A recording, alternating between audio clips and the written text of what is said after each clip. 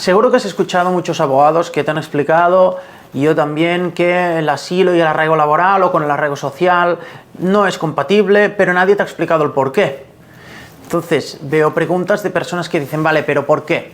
Entonces, yo te voy a explicar, este vídeo va a ser un poco más largo, el porqué de las cosas, ¿vale? Lo voy a hacer con los criterios delante para que podáis ver también de dónde saco la información y que no me la invento, ¿vale? Porque hay gente que se piensa que a veces las cosas se dicen por decir, no, todo tiene su base jurídica. Bien, ¿qué es lo que viene a decir, pues a colación de la sentencia del Tribunal Supremo? ¿Qué es lo que viene a decir esa sentencia? Bueno, primero de todo, la sentencia 414/2024 de 24 de enero, ¿vale? Por quien quiera mirar y aterrizar los conceptos. ¿Qué viene a interpretar? Pues viene a interpretar dos directivas, la directiva 2013/32 y la directiva 2013/33. Y en este caso entiende que la situación jurídica de los solicitantes de protección internacional en España es de mera tolerancia o de permanencia con carácter preventivo y únicamente a efectos del procedimiento, y que esto en ningún momento comporta derecho a obtener un permiso de residencia. Por tanto, tenemos que partir de esta base. ¿Qué es lo que pasa? Esto de que no comporta tener derecho a ningún permiso de residencia, aquí es donde viene la incompatibilidad, ¿vale? Pero ya llegaremos a ese momento. Sentencia del Tribunal de Justicia de la Unión Europea de 9 de noviembre de 2023. Asunto C/257/22. ¿Qué viene a decir?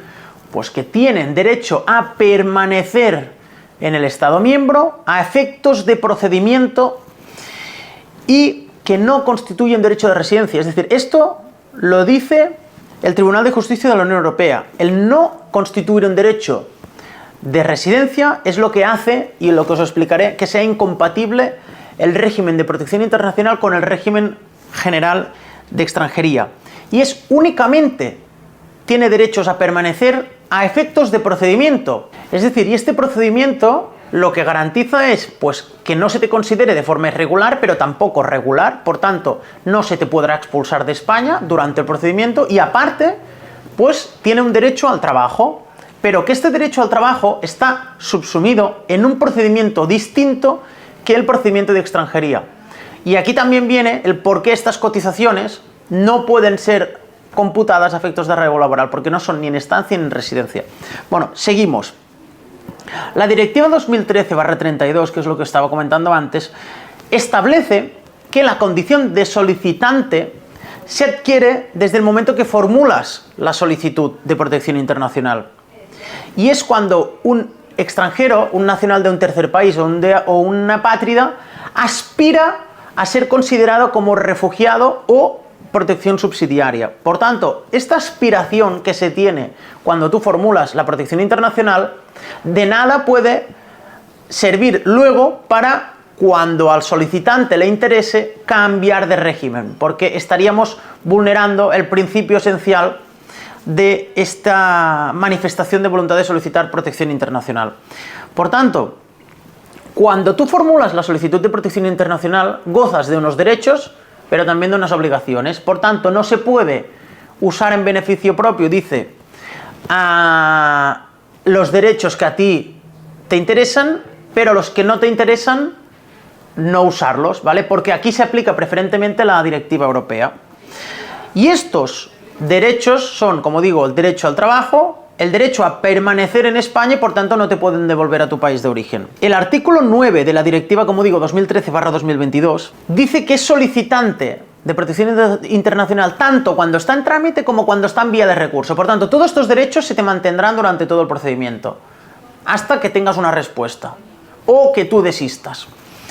Por tanto, la regla general es que, tanto en trámite como en vía de recurso, es que se resuelva el procedimiento, porque la pérdida o el cese de la condición de solicitante de protección internacional no termina hasta que ocurren dos cosas. Uno, cuando hay la notificación, ya sea de la primera respuesta cuando estabas en trámite, o cuando habías puesto un recurso de reposición o contencioso administrativo, hasta que no pasa algo así, no finaliza el procedimiento. Pero es que aparte el proceso también puede finalizar por el desistimiento, ¿vale? Que es que una propia persona puede desistir del procedimiento. Y esto está en el artículo 27 de la Ley 12/2009 de asilo y el artículo 94 de la Ley 39/2015 del procedimiento administrativo común de las administraciones públicas, ¿vale? Pero todo esto, ¿vale? Por como digo, al amparo de la sentencia del Tribunal de Justicia de la Unión Europea de 9 de noviembre del 2023, el asunto C-257/2022, no constituye un derecho de residencia y por tanto es incompatible con el régimen general de extranjería. Pero seguimos, porque lo quiero explicar todo muy bien. El artículo 2A de la Directiva 2013/32, ¿vale? Es que es incompatible con el régimen general porque el solicitante aspira a tener la condición de solicitante de refugiado o de protección subsidiaria.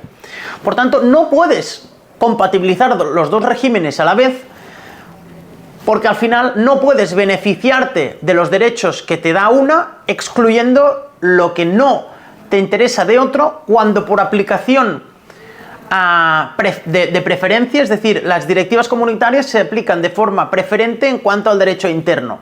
Por tanto, aquí el derecho al trabajo y el derecho a permanencia que te da la directiva no puedes usarlo después para beneficiarte del régimen general de extranjería. ¿Qué es lo que ocurre? Como digo, y es lo que dice la sentencia del Tribunal Supremo, literalmente lo digo, no se trata de aplicar la directiva en lo que beneficia, que es lo que os estaba diciendo, y excluirla en lo que perjudica, porque la aplicación en lo que beneficia ha de ser en las condiciones del derecho que se aplica preferentemente, que esto es las directivas comunitarias. Por tanto, si no sirve esa permanencia, ojo, permanencia, para obtener el permiso de residencia, y estoy leyendo lo que dice la sentencia literal, no puede alterarse esa premisa por la vía de reconducir la adquisición de la residencia como consecuencia de la autorización para trabajar.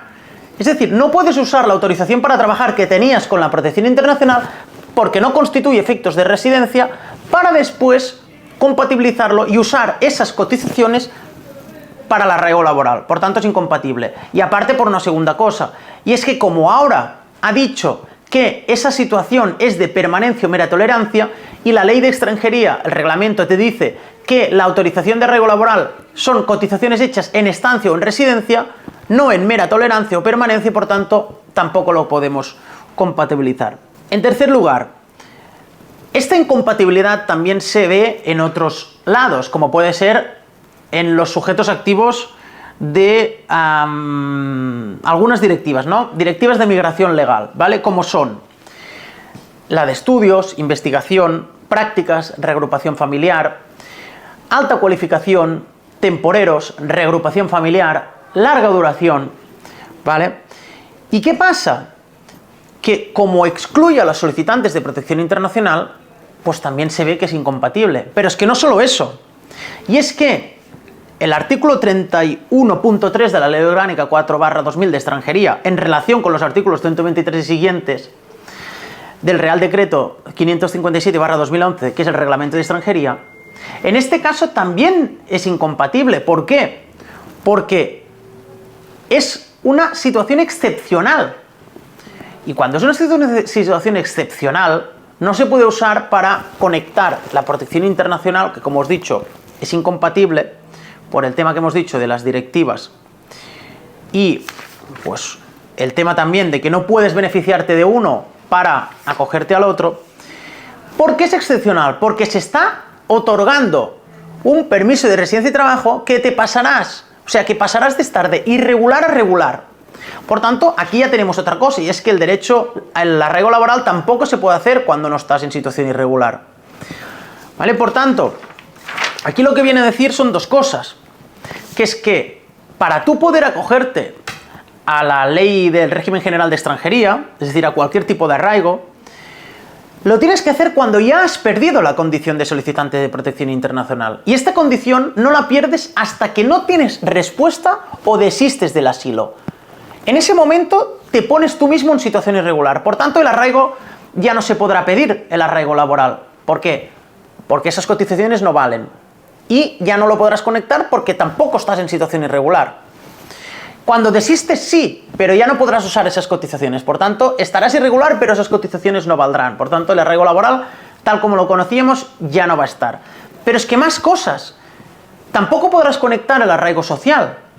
Porque para conectar el arraigo social, no puedes usar el contrato que tenías antes. Porque es excepcional el arraigo social. Y tendrás que desistir. Una vez tú desistas o tengas respuesta del asilo, que es difícil, lo más fácil es desistir a la práctica, entonces sí que ya estás de forma irregular. Y ahí ya no tendrás el derecho del trabajo que tenías con el asilo. Por tanto, si tenías el trabajo con el asilo, tampoco lo podrás conectar con el arraigo social porque estarás de forma irregular y por tanto tendrás que iniciar el arraigo social con el precontrato o el arraigo por formación con el trámite de los estudios o el arraigo familiar, pues en el caso que sea. Por tanto, creo, y bueno, os estoy diciendo aquí las conclusiones, es que uno, en primer lugar, la condición que tiene jurídica un solicitante de protección internacional es de estancia, ahí es de permanencia o mera tolerancia, por tanto, esas cotizaciones no valdrán del arraigo laboral. Dos, que durante el tiempo que está no se encuentra de forma irregular. Tres, que por mucho que presentes el desistimiento, tampoco valdrán porque las cotizaciones no valían. 3. Que tampoco podrás presentar el resto de arraigos porque deberás de desistir por las incompatibilidades que te he estado comentando. Y después tenemos que las cotizaciones no valdrán porque están hechas en situación de mera permanencia o tolerancia a efectos del procedimiento, que en ningún caso contendrán derecho alguno a obtener un permiso de residencia. Por tanto, esto es lo que hace incompatible el trámite de protección internacional con el resto de arraigos. Ya no decimos con el arraigo laboral, que ya hemos dicho que sí. Espero que os haya entendido. Podéis contrastar esta información con todos los artículos y directivas y reglamentos y leyes que he dicho. Igualmente, esperamos con ansias la reforma del reglamento de extranjería y 2 autos que se deberán dictar las sentencias en los próximos meses, aparte de la regularización extraordinaria. Os seguiremos informando.